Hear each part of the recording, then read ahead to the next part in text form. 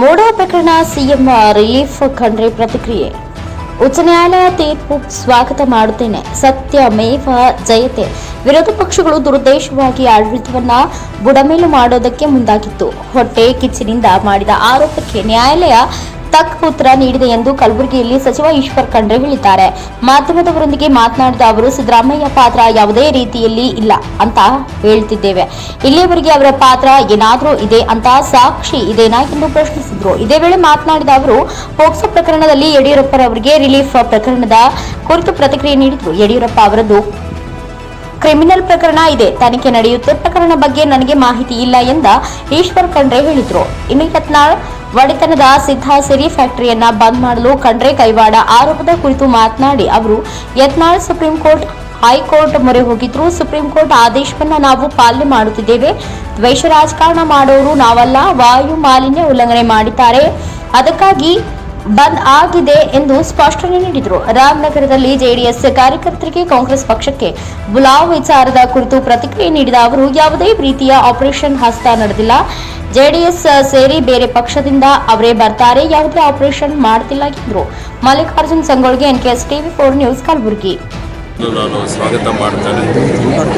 ಸತ್ಯಮೇವ ಜಯತೆ. ಏನು ಲೋಕಾಯುಕ್ತ ತನಿಖೆ ನಡೀತಾ ಇದೆ ಈ ಪ್ರಕರಣದಲ್ಲಿ ನಾವೆಲ್ಲ ಮೊದಲಿನಿಂದ ಹೇಳ್ತಾ ಇದ್ದೇವೆ, ವಿರೋಧ ಪಕ್ಷಗಳು ದುರುದ್ದೇಶಪೂರ್ವಕವಾಗಿ ಈ ರಾಜ್ಯದ ಆಡಳಿತವನ್ನು ಬುಡಮೇಲು ಮಾಡಲಿಕ್ಕೆ ನಾವೇನು ಒಳ್ಳೆ ರೀತಿಯಿಂದ ಉತ್ತಮ ಆಡಳಿತ ಕಾಂಗ್ರೆಸ್ ಸರ್ಕಾರ ಕೊಡ್ತಾ ಇದೆ, ಅದಕ್ಕೆ ಹೊಟ್ಟೆ ಕಿಚ್ಚಿನಿಂದ ಈ ರೀತಿಯಲ್ಲೆಲ್ಲ ಆರೋಪ ಮಾಡ್ತಾ ಇದ್ದಾರೆ ಅಂತ ನಾವು ಹೇಳಿದ್ದೇವೆ.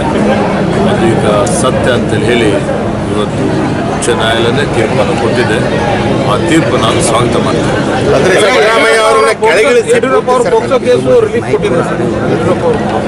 ಅವರಿಗೆ ನಿರೀಕ್ಷಣಾ ಜಾಮೀನು ಕೊಟ್ಟಿದ್ದಾರೆ, ಕೇಸ್ ರದ್ದಾಗಿಲ್ಲ.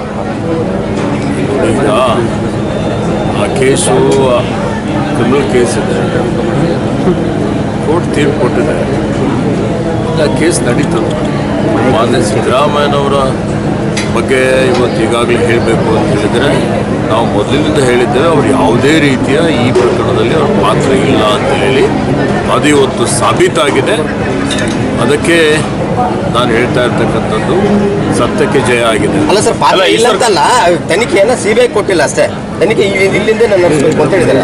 ಇಲ್ಲಿವರೆಗೆ ಅವರ ಪಾತ್ರ ಏನಾದರೂ ಇದೆ ಅಂತ ಸಾಬೀತಾಗಿದೆ. ಯಡಿಯೂರಪ್ಪ ಕೇಸಲ್ಲಿ ಏನಂದ್ರೆ ಒಂದು ನಿಮಿಷ ಪ್ರಕರಣ ರದ್ದು ಕೋರಿದ್ರು ಬಗ್ಗೆ ಮಾಹಿತಿ ಇಲ್ಲ. ರದ್ದು ಕೋರಿದ್ರು, ಬಟ್ ನಿರೀಕ್ಷಣಾ ಜಾಮೀನು ಮಾತ್ರ ಕೊಟ್ಟಿರೋದು, ರದ್ದು ಮಾಡಿಲ್ಲ ಕೇಸ್. ಈಶ್ವರ್ ಖಂಡ್ರೆ ಉಚ್ಚ ನ್ಯಾಯಾಲಯಕ್ಕೂ ಹೋಗಿದ್ರು. ಸರ್ವೋಚ್ಚ ನ್ಯಾಯಾಲಯದ ತೀರ್ಪನ್ನು ನಾವು ಇವತ್ತು ಅನುಷ್ಠಾನಕ್ಕೆ ತರ್ತಾ ಇದ್ದೇವೆ. ಅಲ್ಲಿ ಹೋಗಿ ತಗೋಬೇಕಾಗಿದೆ. ಯಾವುದೇ ರೀತಿಯ ವೈಯಕ್ತಿಕ ಆಗಲಿ ಅಥವಾ ನೇರವಾಗಿ ಇವತ್ತು ದೇಶ ರಾಜಕಾರಣ ಆಗಲಿ ನಾವು ಮಾಡುವಂಥವರೆಲ್ಲ ಕಾನೂನುಬದ್ಧವಾಗಿ ಕ್ರಮಬದ್ಧವಾಗಿ ನಾವು ಕ್ರಮವನ್ನು ತೆಗೆದುಕೊಳ್ತೇವೆ. ಆ ನಿಟ್ಟಿನಲ್ಲಿ ಏನು ಮಾಲಿನ್ಯ ನಿಯಂತ್ರಣ ಮಂಡಳಿಯವರು ಅವರ ಒಂದು ಮಾನದಂಡ ಏನಿದೆ ಅದು ಪೂರೈಕೆ ಮಾಡಿಲ್ಲ, ಎಲ್ಲ ಕಡೆ ಮಾಲಿನ್ಯ ಆಗ್ತಾ ಇದೆ ಅಂತೇಳಿ ಹೇಳಿ ಅವರು ಒಂದು ಕ್ರಮವನ್ನು ತೆಗೆದುಕೊಂಡಿದ್ದಾರೆ. ಬೇರೆ ಬೇರೆ ಫ್ಯಾಕ್ಟರಿಗಳು ಬಿಟ್ಟು ನಮ್ಮನ್ನೇ ಟಾರ್ಗೆಟ್ ಮಾಡ್ತಾ ಇದ್ದಾರೆ, ವೈಯಕ್ತಿಕವಾಗಿ ಮಾಡ್ತಾ ಇದ್ದಾರೆ ಈಶ್ವರ್ ಖಂಡ್ರೆ ಅವರು ಅಂತ. ಈಗಾಗಲೇ ಹೇಳಿದ್ದೇನೆ, ಯಾವುದೇ ರೀತಿಯ ವೈಯಕ್ತಿಕ ದ್ವೇಷ ಆಗಲಿ, ಮತ್ತೊಂದಾಗಲಿ, ರಾಜಕೀಯ ಆಗಲಿ ಇದರಲ್ಲಿ ಇಲ್ಲ. ಆಪರೇಷನ್